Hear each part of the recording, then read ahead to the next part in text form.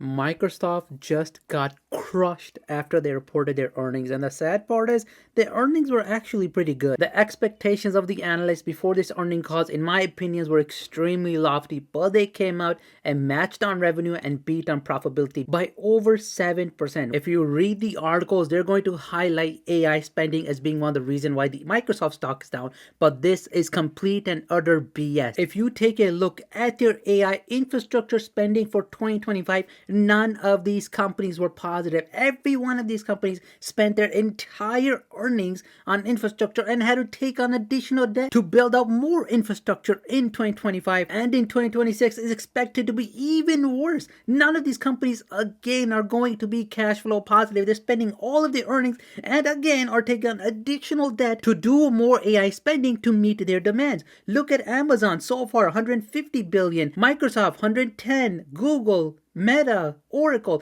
Oracle is just a joke at this point. I think they need to just get out of this whole infrastructure thing. I don't think they're gonna be the winners of this AI infrastructure race.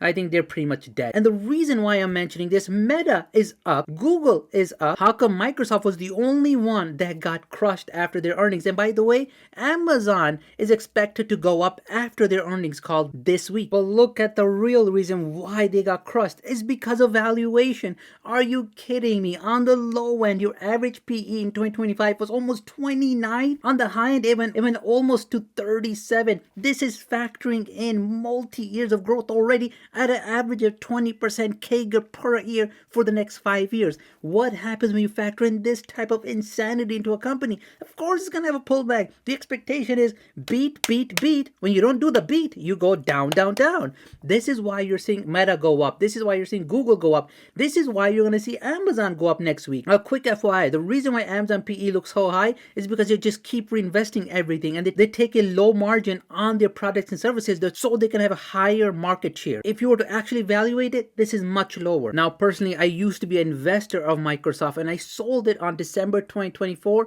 at a price of $453. There's a lot of structural and fundamental things wrong with Microsoft. All the things I pointed out in this video that I made more than almost a year ago are still present today. I even made a video why I'm selling my Microsoft to buy Google. By the way, I've 2x'd my Google position ever since I made that video. Now, personally for me, if I was a long-term investor, I would wait until this stock hits 350 or lower. But if I wanted to view this as a trade, probably under 400, get a quick buck and get out. But that's not the type of investing I do, and that's not the type of investing I'm going to encourage you guys to do. Personally, in my opinion, the pullback was warranted and it deserved it. There's nothing exciting about this company that makes their investors happy to own the company. All I ever hear Microsoft investor talk about